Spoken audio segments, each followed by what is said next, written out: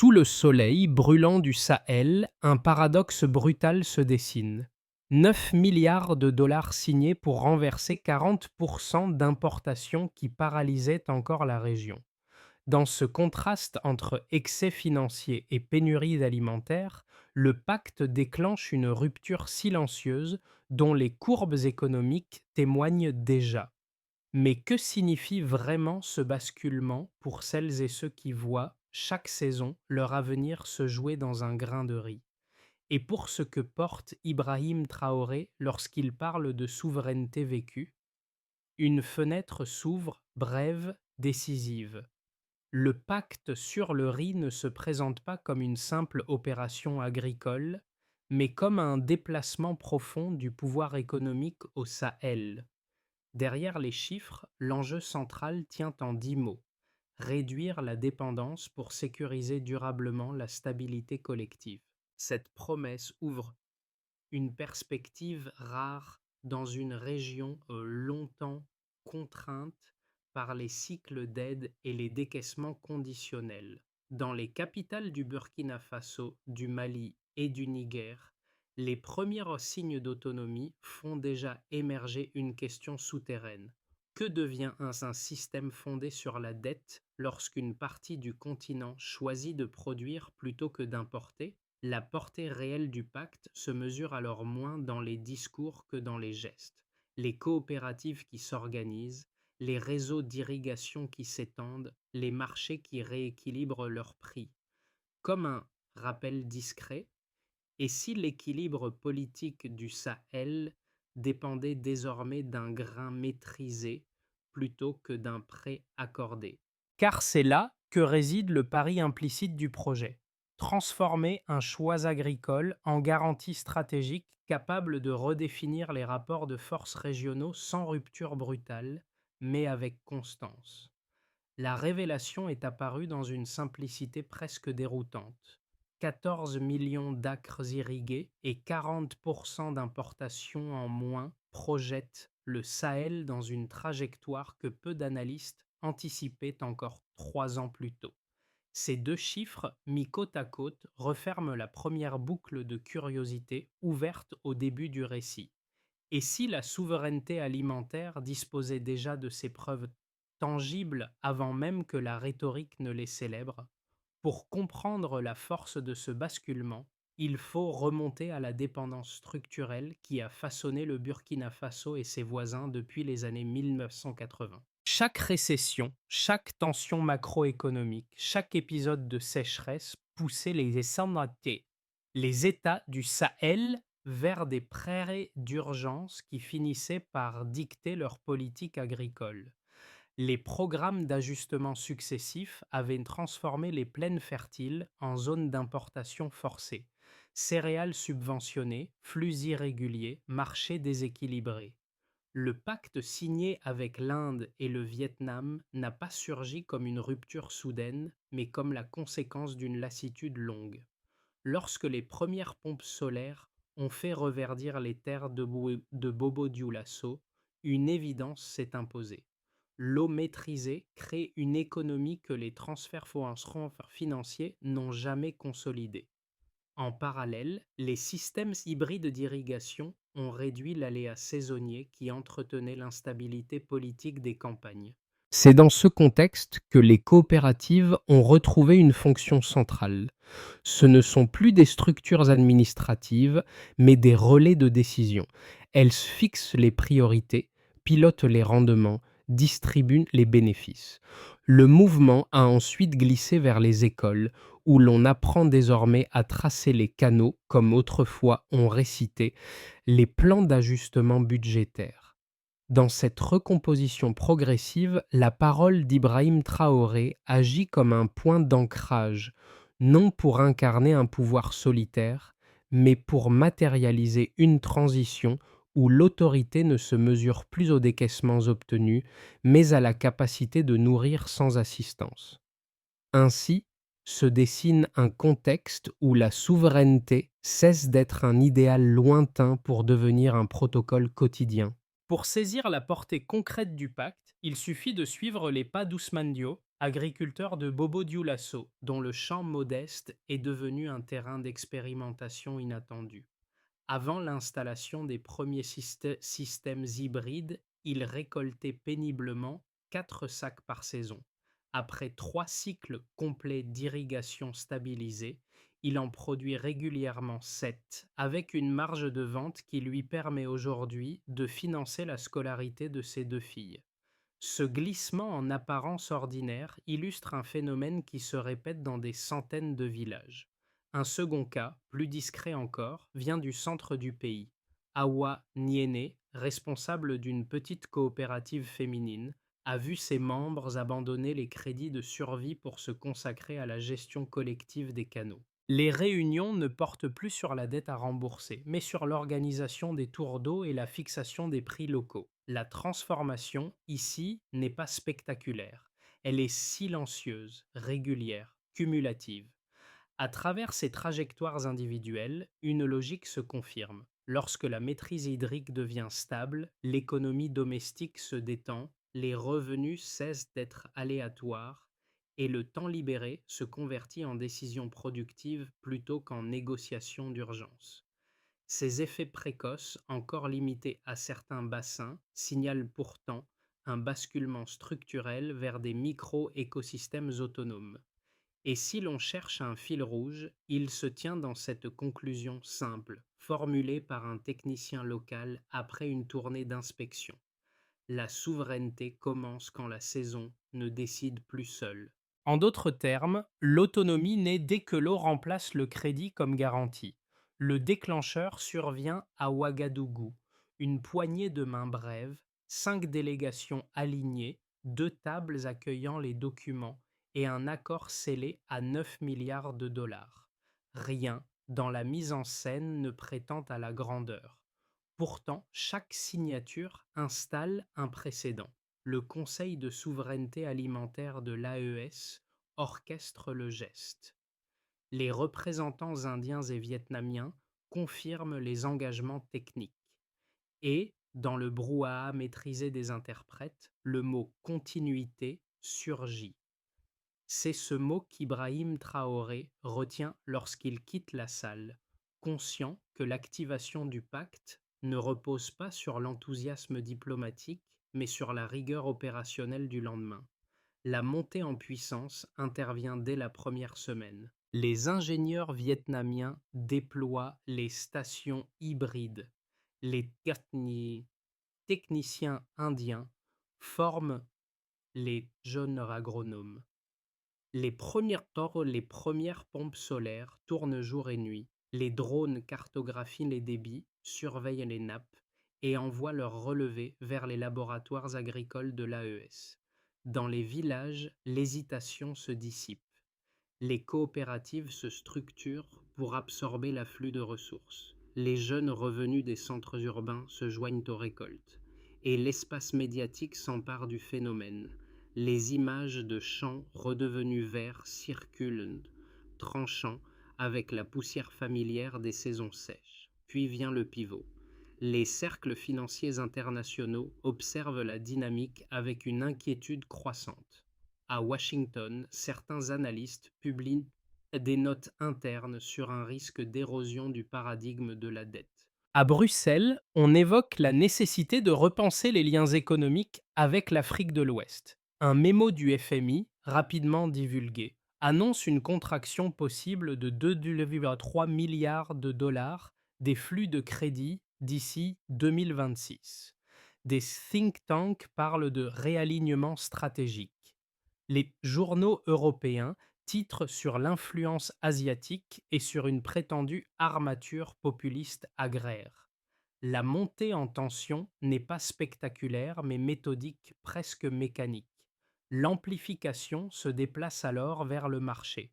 Les assureurs augmentent les primes sur les exportations africaines. Les banques occidentales rallongent les délais de confirmation des paiements. Les transporteurs négocient des tarifs plus élevés pour compenser les nouveaux risques perçus. Rien n'est officiellement qualifié de sanction. Tout relève de la vérification de conformité. Ce sont des frictions invisibles, mais leurs effets s'additionnent. Pourtant, les coopératives ne cèdent pas. Les moulins tournent à plein régime, les entrepôts débordent, les villages poursuivent leurs activités comme si les signaux d'alerte extérieure n'avaient jamais existé. C'est dans cette phase la plus instable que la position d'Ibrahim Traoré devient un repère. Il visite les sites avec une escorte minimale. Il écoute davantage qu'il ne parle. Il répète à voix basse devant plusieurs délégations locales une formule qui finira par circuler sur les radios nationales. Nous avons survécu au manque, nous survivrons aux tentatives d'étouffement. Dans cette phrase se condense la logique du pacte. Une progression sans ostentation, mais tenace. La confrontation, elle, se joue désormais en flux, en chiffres, en lenteurs administratives, jamais en coups d'éclat. La résonance finale s'installe à mesure que les récoltes dépassent les projections. Les ports du Ghana et du Niger expédient les premières cargaisons estampillées de nos champs à notre avenir.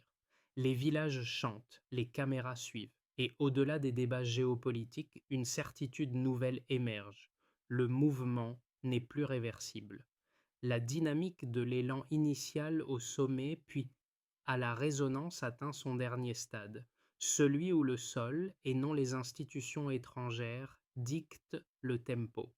La progression apparaît immédiatement, de 89 tonnes à l'hectare à une hausse consolidée de 68%.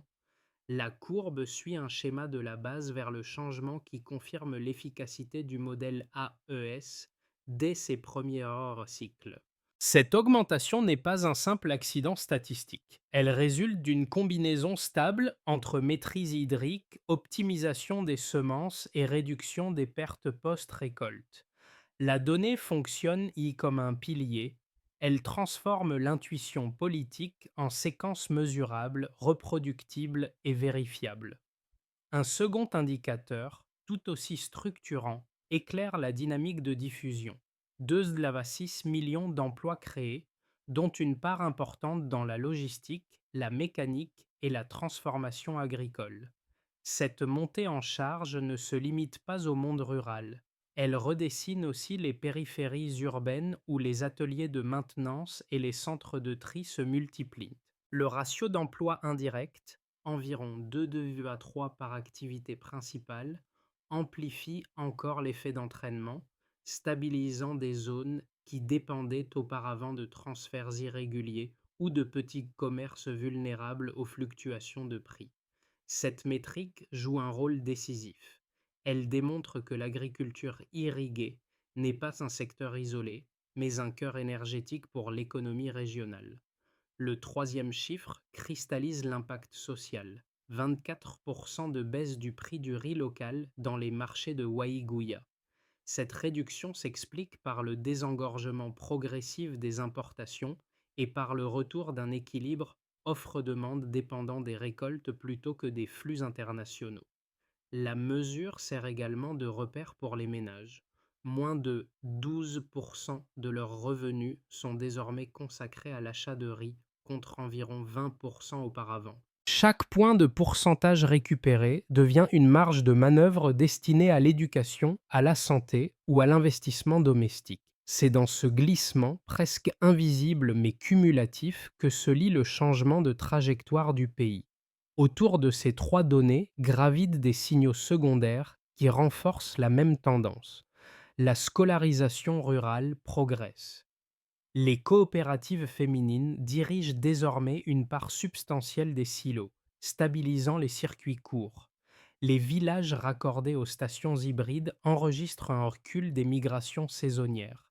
Les entrepôts connectés aux corridors commerciaux réduisent les pertes de stockage. La métrique se déploie partout, tissant une toile d'indicateurs cohérents qui convergent vers une même conclusion. La vulnérabilité systémique du Sahel recule lorsqu'une partie du territoire maîtrise son eau, son sol et ses rendements. Dans ce paysage structuré par les chiffres, la posture d'Ibrahim Traoré sert de cadre interprétatif. Il ne présente pas les données comme des trophées nationaux, mais comme des preuves d'indépendance opérationnelle. Son discours s'appuie sur une idée simple. La souveraineté se mesure moins en taux de croissance qu'en stabilité quotidienne. Les villageois confirment cette lecture. Les coopératives aussi. Les techniciens le constatent dans leurs relevés.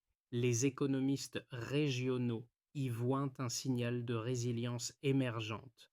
Cette convergence, rare dans l'histoire récente du Sahel, donne aux métriques une légitimité qui dépasse les tableaux officiels. Ainsi, lorsque les institutions internationales tentent de lire ces résultats à travers leurs modèles habituels, elles peinent à y appliquer leurs catégories. Le pacte produit un effet de renversement méthodologique.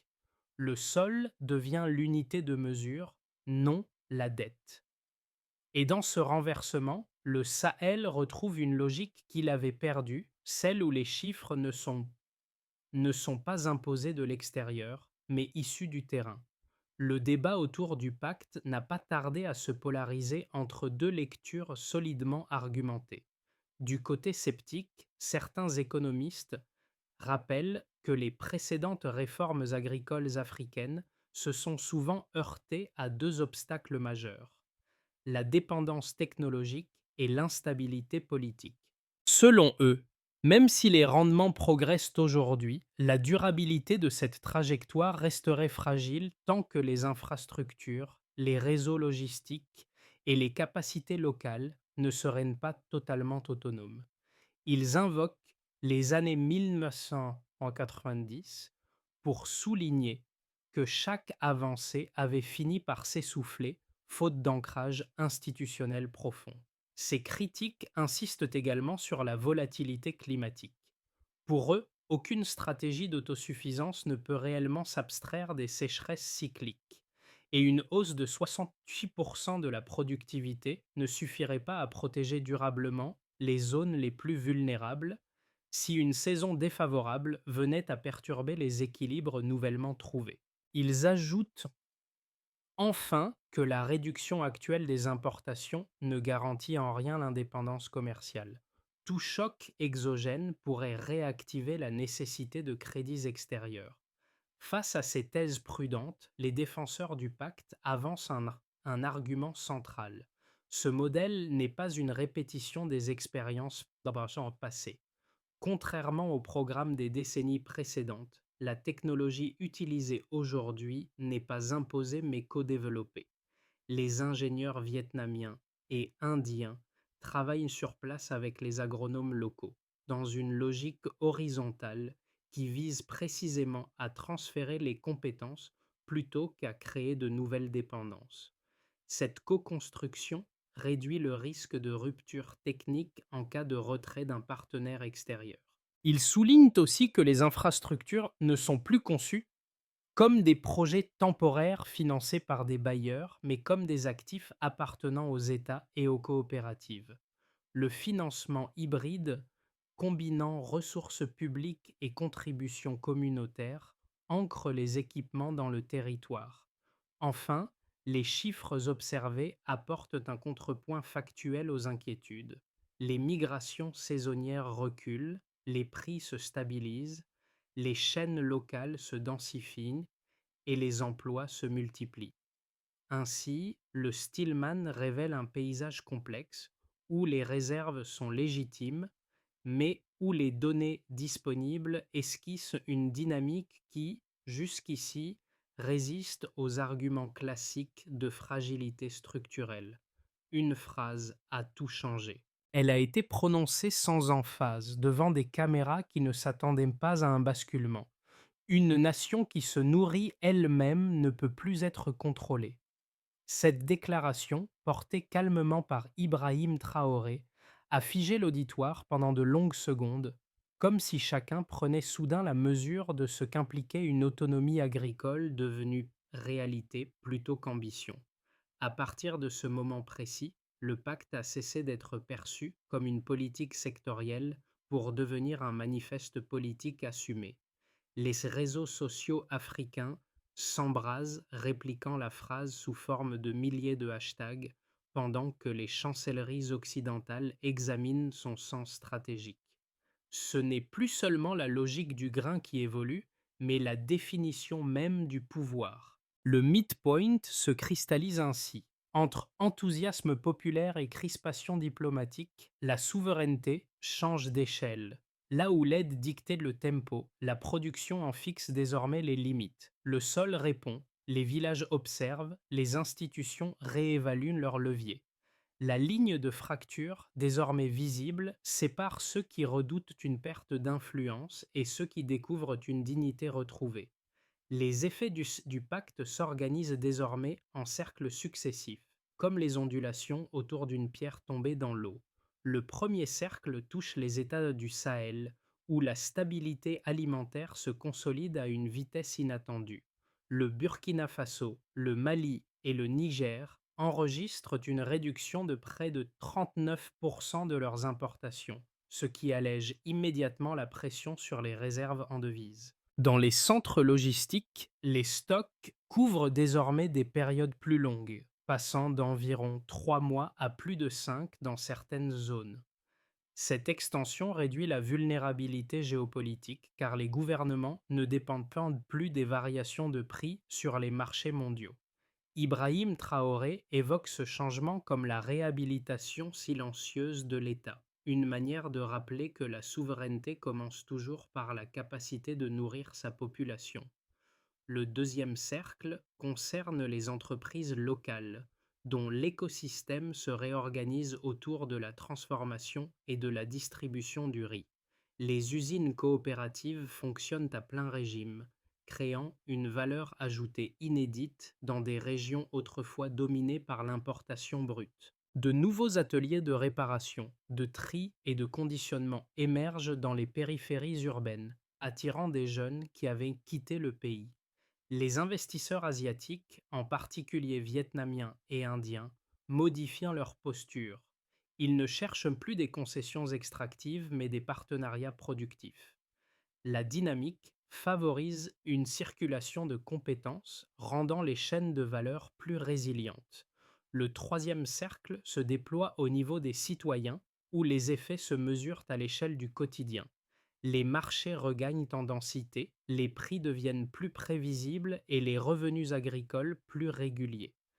Dans les zones irriguées, les foyers consacrent une part moindre de leurs ressources à l'alimentation, ce qui leur permet de réinvestir dans la santé et l'éducation. Les coopératives féminines étendent leur rôle, coordonnant la gestion des silos et la planification des récoltes. Le bol de riz local n'est plus seulement un produit de base, il devient un symbole de fierté nationale, une preuve tangible qu'une politique peut transformer une trajectoire familiale. Le quatrième cercle enveloppe la région dans son ensemble, suscitant un effet domino perceptible au-delà du Sahel.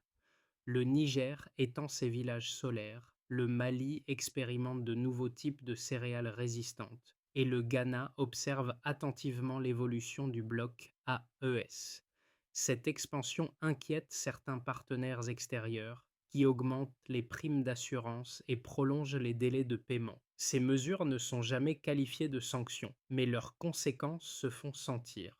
Pourtant, sur le terrain, les villages poursuivent leurs récoltes et les filières continuent de se structurer sans se laisser ralentir. Le contraste devient saisissant.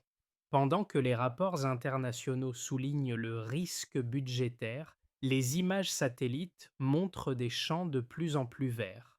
Dans cette multiplication d'effets, une certitude se dégage.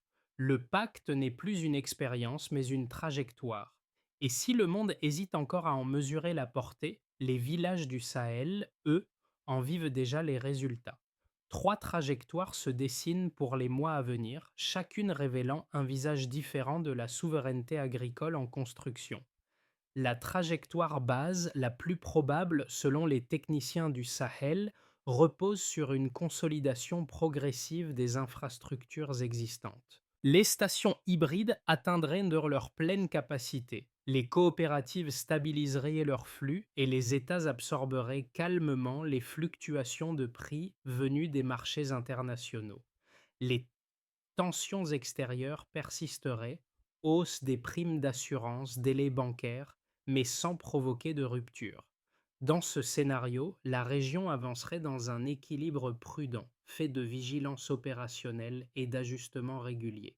La trajectoire optimiste s'appuie sur la continuité des rendements actuels et l'élargissement des alliances sud-sud.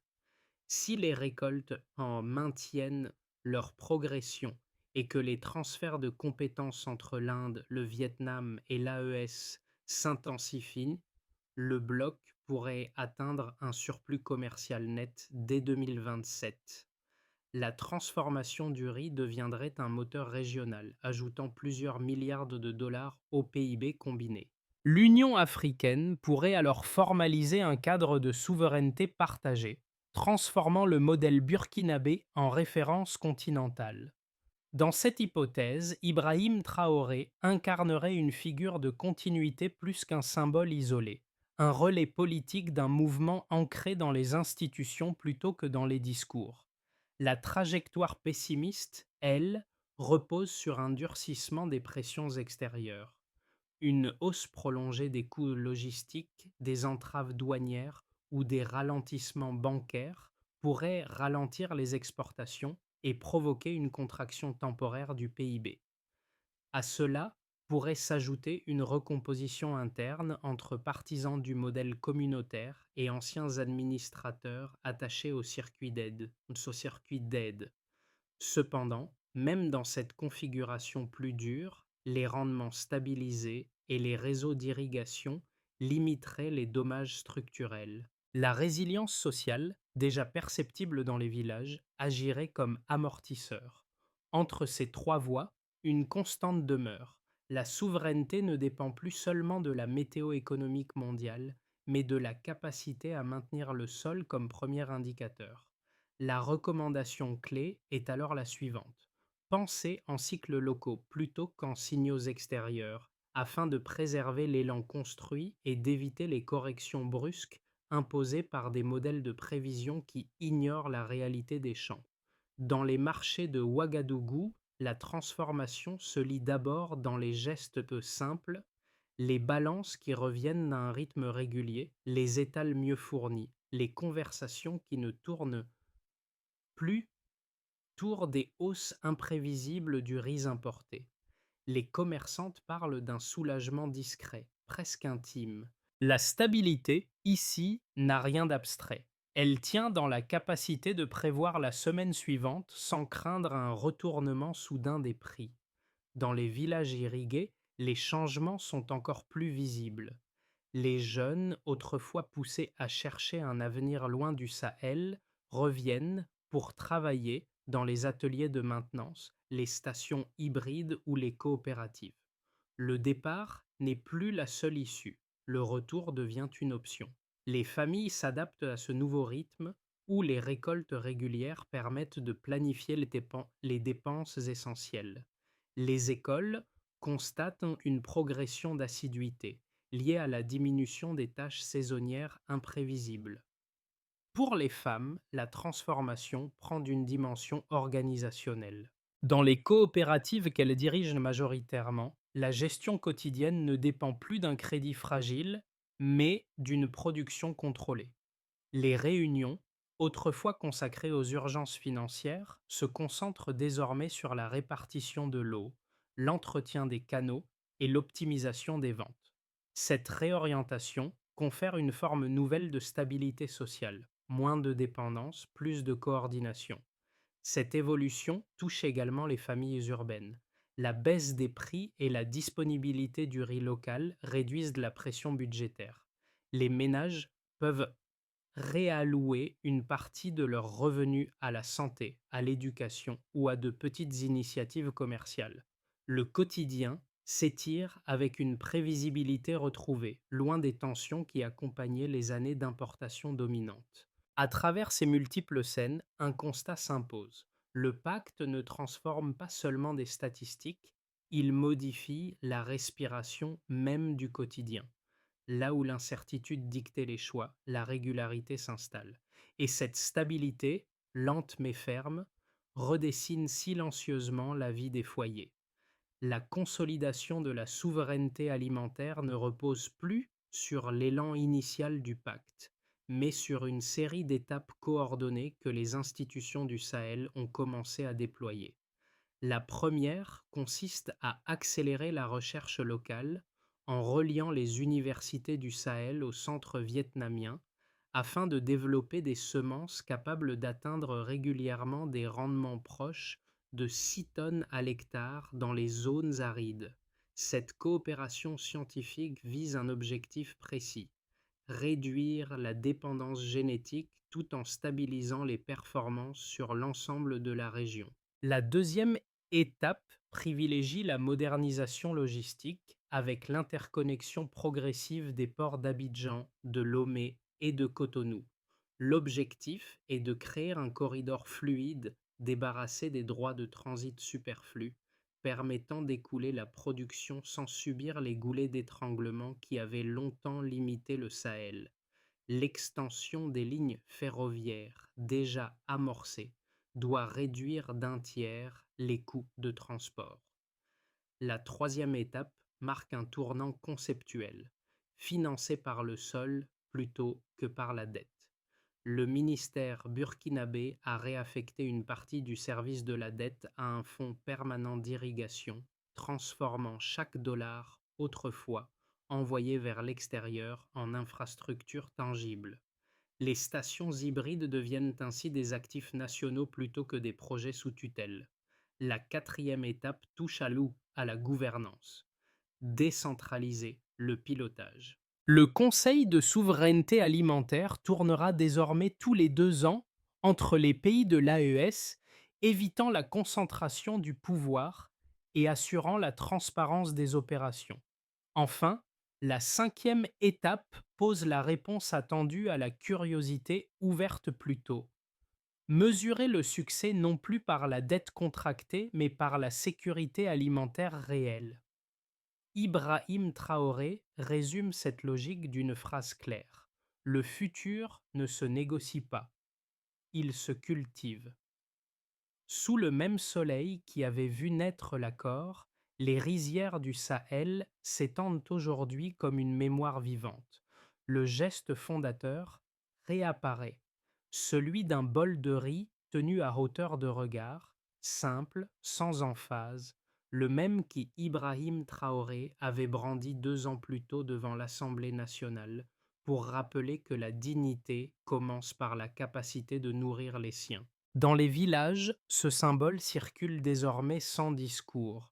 Un bol posé sur une table commune, un sac marqué des couleurs nationales, un enfant qui reconnaît enfin l'origine de ce qu'il mange. Cette continuité n'est pas un décor. Elle relie les saisons de lutte aux premiers signes d'autonomie, les hésitations d'hier aux certitudes nouvelles. Les agriculteurs racontent que chaque champ récolté porte l'empreinte de cette transformation silencieuse. Les coopératives y voient que la preuve que la souveraineté n'est pas une proclamation, mais un rythme appris. Le pacte n'a pas seulement changé des rendements, il a réconcilié un peuple avec son sol. Dans ce retour au geste initial, un fil se retend, clair et ferme. La liberté se cultive, grain après grain. Dans le calme des rizières du Sahel, une idée simple s'impose. La prospérité ne se résume plus aux marchés mondiaux, mais à la capacité de chaque communauté à se nourrir et à transmettre ce savoir. Ce mouvement, né d'un pacte agricole, a révélé autre chose: une manière de repenser la place d'un pays dans le monde sans rupture, sans crispation, simplement par la continuité d'un travail visible. Les villages l'ont compris avant les analystes, les coopératives aussi. Les familles, en voyant leurs dépenses mieux maîtrisées, en témoignent chaque jour. Une souveraineté apaisée s'installe, faite d'efforts partagés plutôt que de proclamations. Et c'est peut-être là que réside la portée réelle de cette transformation, dans la possibilité pour chacun de reconnaître sa part dans un récit collectif. Si cette trajectoire inspire aujourd'hui d'autres régions, c'est parce qu'elle montre qu'un changement profond peut naître d'un geste patient, répété, transmis. Reste alors une question ouverte adressée à chacun. Que deviendrait le monde si chaque nation choisissait de construire sa stabilité à partir du sol plutôt qu'à partir de la dette?